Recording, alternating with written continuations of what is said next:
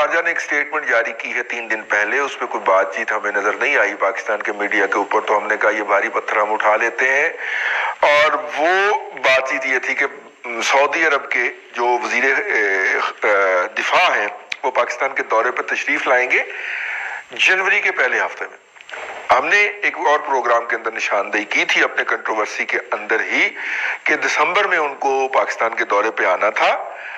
پہلے نومبر کی ڈیٹ تھی, پھر دسمبر کی ہوئی, اور دسمبر گزر گیا, ابھی تک یہ نہیں بتایا گیا کہ وہ اس مہینے آ رہے ہیں کہ نہیں آ رہے. یہ دورہ اس حوالے سے بڑی اہمیت کا حامل ہے کہ ایک سرد مہری چلی آ رہی ہے, اور اس سرد مہری کا آغاز جو ہے وہ اس وقت ہوا جب نیو یارک کے اندر پاکستان کے وزیر اعظم نے جو ہے وہ ایسی گفتگو کر دی جو سعودی قیادت کو پسند نہیں آئی. لہٰذا سعودی قیادت نے انہیں امریکہ کے دورے کے لیے جو اپنا ذاتی 737 بوئنگ دیا تھا وہ اس پہ سوار ہو کے واپسی کے لیے روانہ ہو چکے تھے, لیکن ان سے وہ طیارہ جو تھا وہ واپس لے لیا گیا, انہیں وہاں پہ اتار دیا گیا. یہ دنیا کی بدترین ہیوملیشن تھی جو پاکستان کی قیادت نے اس شوق میں برداشت کی کہ وہ جائیں تو اپنے طیارے پہ جائیں. تو وہاں سے وہ کمرشل فلائٹ کے اوپر, سعودیہ کی فلائٹ کے اوپر سعودی عرب پلٹے, اور وہاں پہ اطلاع دی جاتی ہے یا مبینہ طور پہ کافی دن تک وہ بیٹھے رہے, 2-3 دن تک, کہ ان کو سعودی قیادت سے ملنے کی اجازت دی جائے اور وہ اپنی پوزیشن کلیریفائی کریں, لیکن وہ اجازت باوجود نہیں ملی. پھر وہ پاکستان تشریف لے آئے اور آ کے ہمیں بتایا کہ وہ ورلڈ کپ جیت کے آئے ہیں, اور ان کے ورلڈ کپ کے جیتنے کے کچھ دیر بعد انڈیا نے کشمیر ہڑپ کر لیا, اور وہ اس پہ کچھ نہیں بولے بلکہ ہمیں الٹا پڑ گئے کہ کیا میں انڈیا سے جنگ کر لوں. تو اس کے بعد پھر انہوں نے آدھا گھنٹہ کھڑا بھی ہونا تھا, وہ سارا کچھ, وہ کچھ بھی نہ ہو سکا, وہ آپ کو پتا ہے, بہت کچھ پتا ہے. پھر دوبارہ واپس چلتے ہیں جی. پھر ہم نے ان کو سعودیوں کو ڈرانے دھمکانے کے لیے ہمارے وزیر خارجہ صاحب نے غیر محتاط سفارتی زبان کے اندر تھوکے اگلی, تو اس کے اوپر سعودیوں نے اسٹرانگلی ریئیکٹ کیا, اور نہ صرف کہ براہ راست بلکہ ٹویٹ کے ذریعے بھی, اور پھر اخبارات میں اتنی لمبی جو تھی وہ FIR کٹوا دی. تو ہمیں پتہ چلا کہ معاملات بہت خراب ہو گئے. پھر اس کے بعد ہم نے یہاں سے آرمی چیف اور ISI چیف کو روانہ کیا, کیونکہ ہمارے پاس سب سے مؤثر ہتھیار یہی تھا جو ہم نے نکال مارا سفارتی محاذ کے اوپر. اب دیکھیں ہمارے ذہن کا بھی علاج ہونا چاہیے. تو وہ دونوں وہاں پہ گئے, لیکن MBS نے ان کو ملاقات نہیں دی, بلکہ اپنے چھوٹے بھائی کو جو کہ وزیر دفاع تھے ان کو ملاقات کے لیے ان دونوں اعلیٰ حکام سے بھجوا دیا. انہوں نے ان کو ملاقات دی اور تسلی دے کر رخصت کر دیا, اور کہا کہ جب وہ پاکستان آئیں گے تو پھر معاملات کو دیکھیں گے. ایک ایسے وقت میں جب انڈین آرمی چیف وہاں پہ ان کی فوجی جو تنصیبات یا جگہ ہیں جہاں پر وزٹ کر رہے تھے جو کہ پاکستان کی بنائی ہوئی ہیں, یہ ایک ہمارے لیے الارمنگ تھا کہ انفراسٹرکچر ہم نے بلڈ کیا ہو اور وہاں پہ معائنہ جو ہے وہ ایک دن انڈین آرمی چیف جا کے کر رہے ہو, ایک ایسے وقت میں جب پاکستان کا تنازع کشمیر کے ایشو کے اوپر بھارت کے ساتھ کافی آگے بڑھ چکا ہوا ہے. تو ڈیفینیٹلی اب اس میں کافی جو وقفہ ہے اس کے بعد یہ ملاقات ہوئی سعودی سفیر کی, اور اس کے بعد وزیر دفاع ان کے آ رہے ہیں. دعا یہ کرے کہ باقی پیسے جو رہ گئے وہ مانگنے نہ آ رہے ہوں.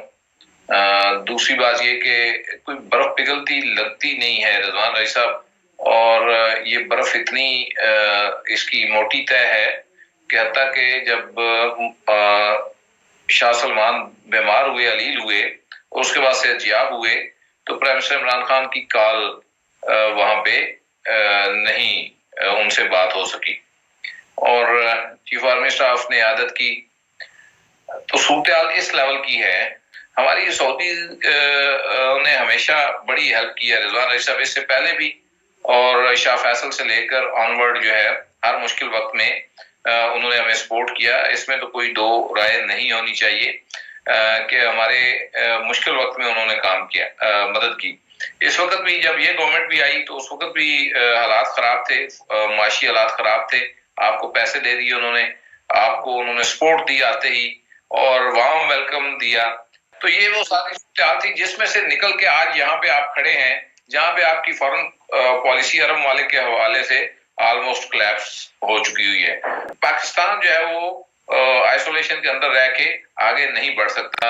اگر ہمارے اوپر پھر کوئی مشکل وقت آتا ہے تو یہ لوگ اس دفعہ یہ جو ایک بڑا ان کے ہمیشہ انڈیا کے ساتھ رضوان صاحب تعلقات رہے، لیکن جو اس وقت ہوا کہ ہمیں پیچھے کر کے انڈیا جو ہے اس کو سپیس دی گئی، یہ بڑا الارمنگ ہوا ہے.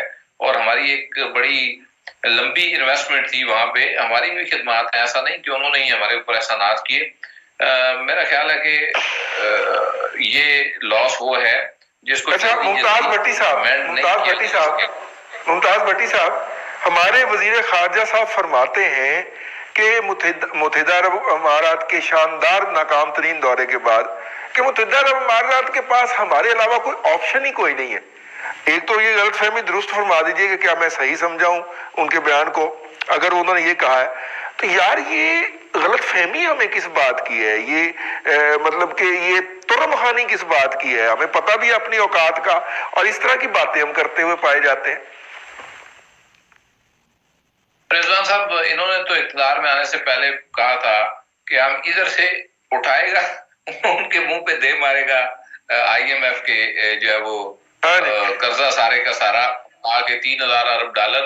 اور ان کے بارے میں کیا یہ بیسیکلی یہ کولیکٹرل ڈیمیج ہے. کولیکٹرل ڈیمیج لفظ میں یہ گورنمنٹ نہیں ہے، یہ کولیکٹرل ڈیمیج ہے جس میں آپ کی خارجہ بھی گئی، جس میں آپ کی معیشت بھی گئی، آپ کی انٹرنل یونٹی بھی گئی، آپ کا جو فیتھ ہے اس کو ہلا کر رکھ دیا گیا. ڈسپلن تو خیر پہلے بھی ہمارا اتنا ہی تھا. تو یعنی کہ انہوں نے تو ہماری کولیکٹرل، آپ کو کولیکٹرل ڈیمیج جو ہوتا ہے وہ آپ کو بنیادوں تک ہلا کے رکھ دیتا ہے. اس میں اس سے زیادہ ان کے بارے میں کیا الفاظ استعمال کرے، اور پھر اوپر سے تعبیلیں دیکھیں کہ جی ہمیں تو پہلے پتہ ہی نہیں تھا، وہ بولے ہو کوئی اور کام کر لو یار. اور وہ مطلب اس سے زیادہ میں بڑے لفظ چبا رہا ہوں، بڑی مشکل سے چبا رہا ہوں. اینی ہو دیکھیں پاکستان کے پاس وقت کم ہے رضوان رئیس صاحب، یہ میں آپ کو بڑا واضح الفاظ میں بتا رہا ہوں. وقت کم ہے چیزوں کو سدھارنے کے لیے، تو ہمارے پاس بڑا کم وقت ہے کہ ہم چیزوں کو ٹھیک کر لیں. تماشا جو ہے یہ زیادہ دیر جاری نہیں رہ سکتا. یہ جو آپ کے وزیر خارجہ صاحب فرماتے ہیں کہ متحدہ عرب امارات کے پاس تو ہمارے علاوہ آپشن ہی کوئی نہیں ہے. سر 15 لاکھ ہوتے ہیں وہاں پہ، چلیں اللیگل بھی ڈال لیں آپ تو 20 لاکھ ہوں گے پاکستانی متحدہ عرب امارات کے اندر، اور 85 لاکھ انڈینز ہیں، اور اس سے زیادہ انڈونیشینز لائن لگا کے کھڑے ہوئے ہیں کہ متحدہ عرب امارات ان کے لیے ویزے کھولے اور وہ آنا شروع ہوں. غلط فہمی کس بات کی ہمیں؟ مجھے یہ سمجھ نہیں آتی، نہ جانے کون یہ سمجھائے گا کہ محترم وزیر اعظم عمران خان صاحب وزیر خارجہ کی بات سمجھتے نہیں ہیں یا سمجھنا چاہتے نہیں ہیں. اور یہ بھی مجھے سمجھ نہیں آتی کہ وزیر خارجہ اپنے وزیر اعظم کو اپنی بات سمجھا پاتے ہیں یا صرف سنا ہی پاتے ہیں. اور انہیں ہمارا رشتہ ایران سے بھی چپتا ہے، اور انہیں ہمارا، میں انہیں جب کہہ رہا ہوں تو 3 ممالک کو کہہ رہا ہوں، پھر سن لیجئے بھارت، امریکہ اور سعودیہ. انہیں ہمارا رشتہ ترکی سے بھی چپتا ہے، انہیں ہمارا رشتہ ملائیشیا سے بھی چپتا ہے، ایران سے بہت چپتا ہے، اور چبن کی انتہا ہو جاتی ہے چین کے حوالے سے. لیکن ہمیں بھی تو سروائیول آف دا فٹسٹ کے روٹ پہ چلنا ہے. بھائی جان ARY پہ بیٹھ کے جب آپ کشمیر کے حوالے سے پوائنٹ سکورنگ کرتے ہیں، کشمیر لینا ہے آپ نے، کشمیر کا معاملہ آپ کا، آپ نے کہا کہ ساری دنیا سعودیہ سمیت ہمارا ساتھ نہیں دیتے، تو ہم کیا اور بلاک تراش لیں؟ ایکچولی وزیر خارجہ نے یہ کہا تھا جو سفارتی آداب کے حق میں ہو یا خلاف ہو ہم افورڈ نہیں کر سکتے تھے. یہاں دل تو ٹوٹ رہے ہیں، سفارتی آداب ٹوٹ رہے ہیں، تعلق ٹوٹ رہے ہیں، وہ آپ کی بتائی ہوئی برف نہیں ٹوٹ رہی، نہ ان کی بتائی ہوئی برف پگھل رہی ہے. اس کے لیے میں آج ہاتھ جوڑ کے وزیر اعظم پاکستان سے کہتا ہوں، خدا کا واسطہ ہے زرداری صاحب کے نقش قدم پہ بس اتنا چل لیں کہ قریشی کو بدل لیں. معاملہ رئیس صاحب صرف اتنا ہے کہ ہمیں یہ فیصلہ نہیں ہو پا رہا کہ ہم نے جانا کس طرف ہے. ہم نے امریکہ کے پیچھے لگنا ہے, سعودی عرب کی طرف جانا ہے, ہم نے روس کے ساتھ لگنا ہے, ہم نے کشمیر کے لیے بھارت کے خلاف کس ملک کو اپنا دوست بنانا ہے, کس ملک کو اپنا دشمن بنانا ہے.